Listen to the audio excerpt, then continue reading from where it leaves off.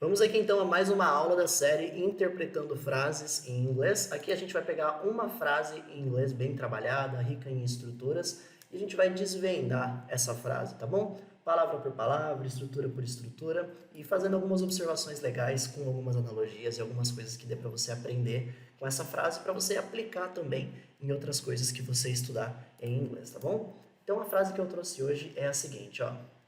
Jonathan is a voluntary member of a group that helps out homeless people.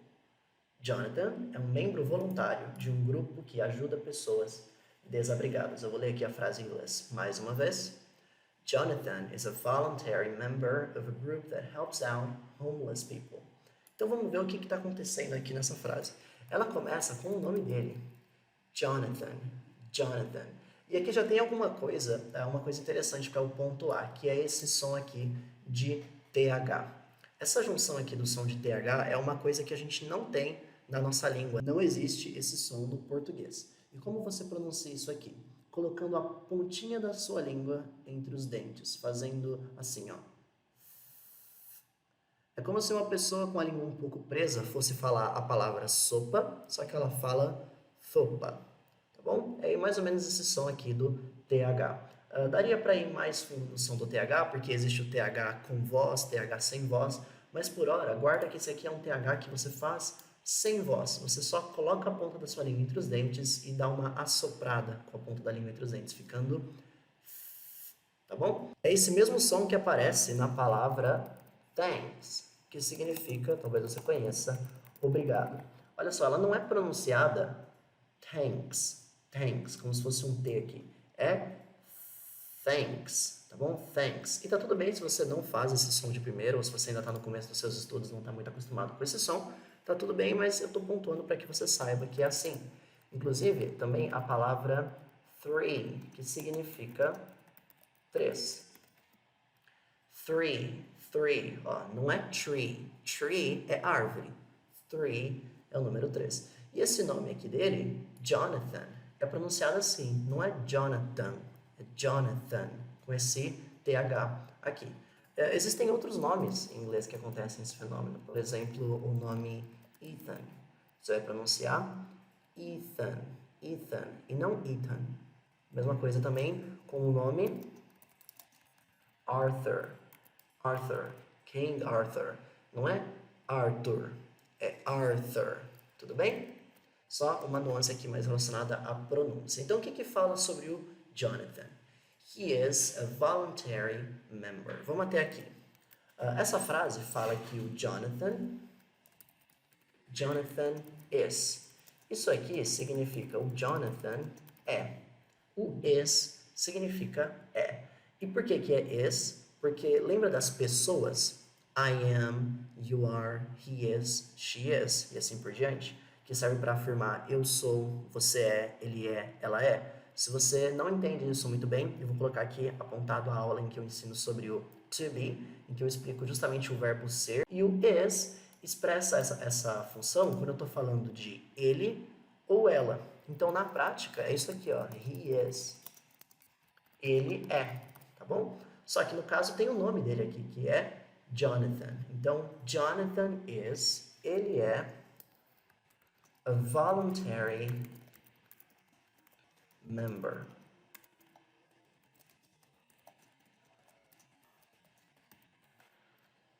A voluntary member. Aqui, por causa da proximidade das palavras e a forma como elas parecem com o português, talvez você já tenha deduzido. Voluntary é voluntário e member é membro. Então, voluntary member é membro voluntário. Porém, apareceu esse a aqui.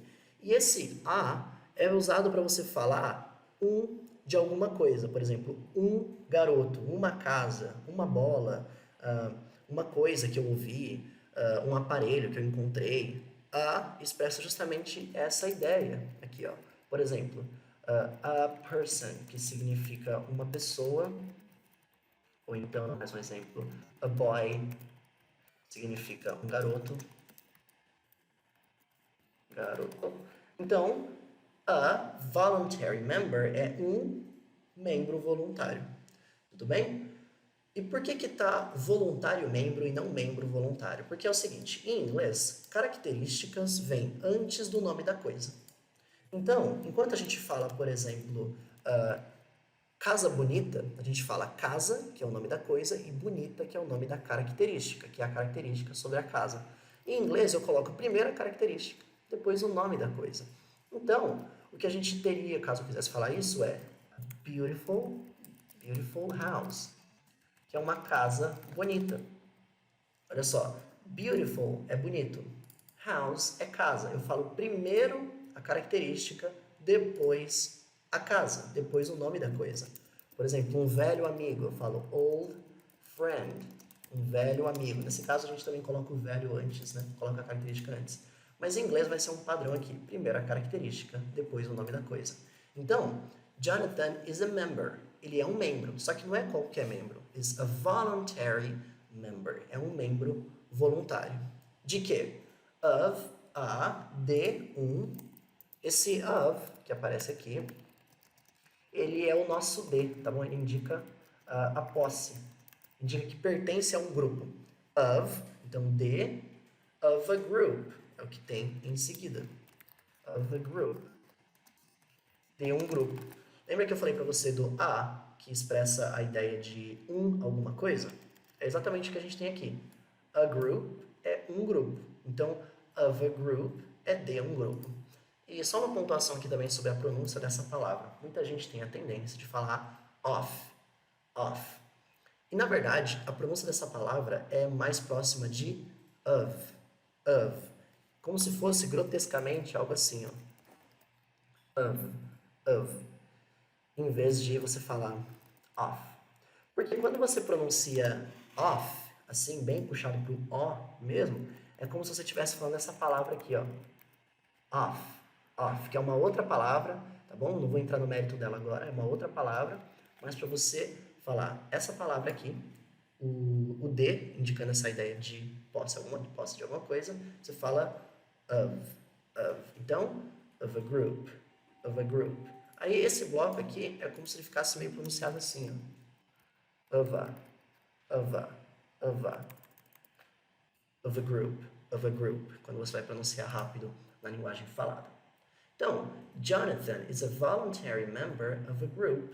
Ele é um membro voluntário de um grupo que...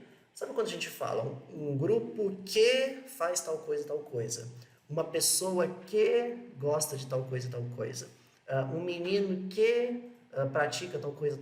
Sabe esse que você vai continuar falando sobre aquilo, trazendo mais características? Isso em inglês é expressado pelo that, tá bom? Então, a group that helps out.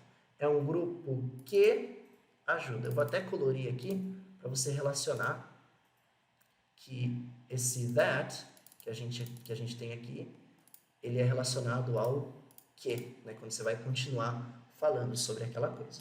Então, um grupo que, a group that helps out homeless people, ajuda pessoas desabrigadas. Olha o que a gente tem aqui.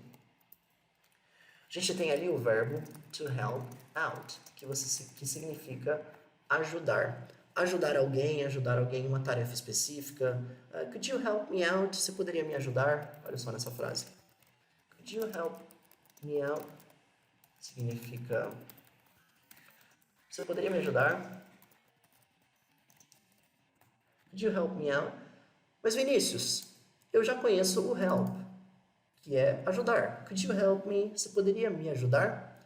Qual a diferença de falar help me e help me out? Qual a diferença de help e help out?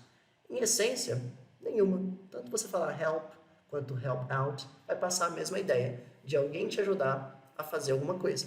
Então sabe que quando você vir help out, é um sentido semelhante ao do help normal, de ajudar alguém em alguma coisa. Então, olha só, a group that helps out, um grupo que ajuda. Por que está helps out com esse S aqui?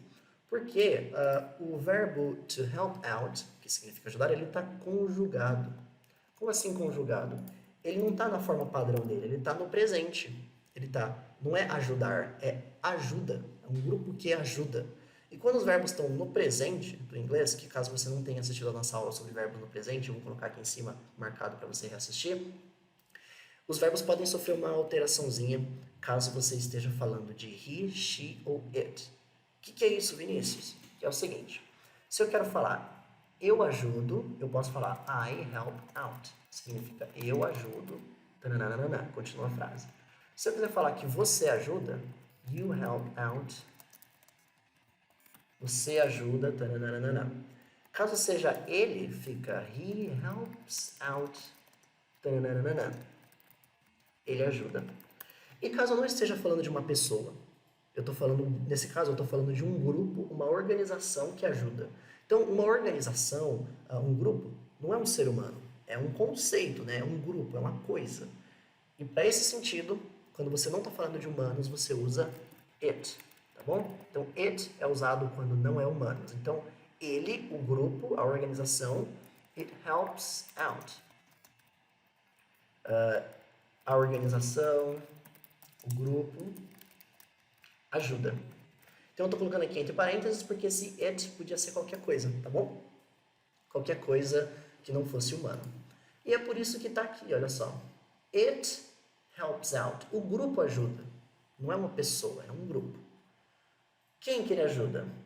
Homeless people. Pessoas desabrigadas. Olha o que a gente tem aqui. Primeiro tem a palavra homeless, que significa sem teto, desabrigado. Por quê? Existe no inglês essa estruturazinha aqui, ó, o less. Você coloca no fim da frase, você coloca no fim de uma palavra, se gruda no fim de uma palavra, para falar que é sem alguma coisa. E olha só, você não cria essas palavras já existem, mas elas indicam que é sem alguma coisa. Por exemplo, dentro dessa palavra aqui, ó, hopeless, significa sem esperança. Por quê? Hope significa esperança. Hopeless, sem esperança. Mais um exemplo. Friend significa amigo. Friendless é sem amigo. Outro exemplo. Flaw. Flaw significa uma falha. Se eu falo flawless, significa sem falha, sem erro, perfeito. Outro exemplo. Parent. Parent significa pais, tá bom? Pai ou mãe. Se eu falo parentless, é sem pais, significa pessoa que não tem os pais.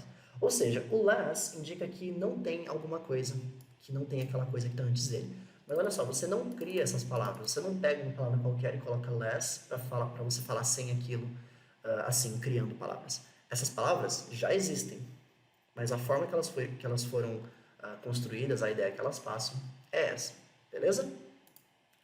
Então, homeless são pessoas sem casa, porque a palavra home significa casa, lar. Então, homeless é sem casa, sem lar, ou como a gente fala, sem teto, ou desabrigado. E people é pessoas. People é pessoas. Por quê? Eu tenho que a palavra person, desse jeito aqui, significa pessoa, tá bom? Person significa pessoa.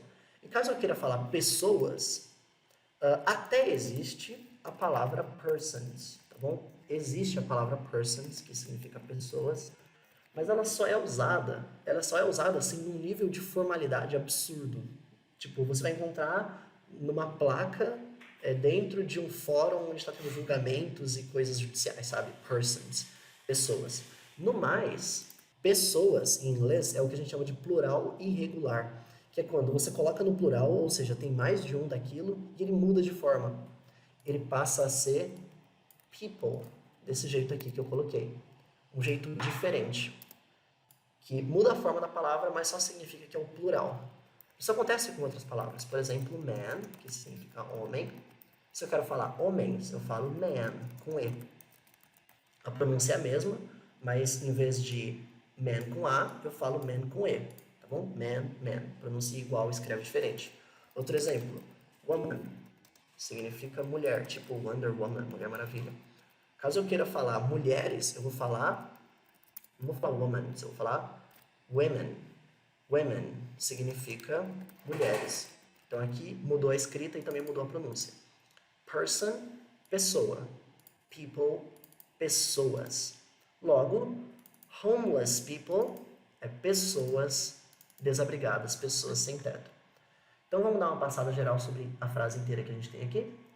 Jonathan is a voluntary member of a group that helps out homeless people.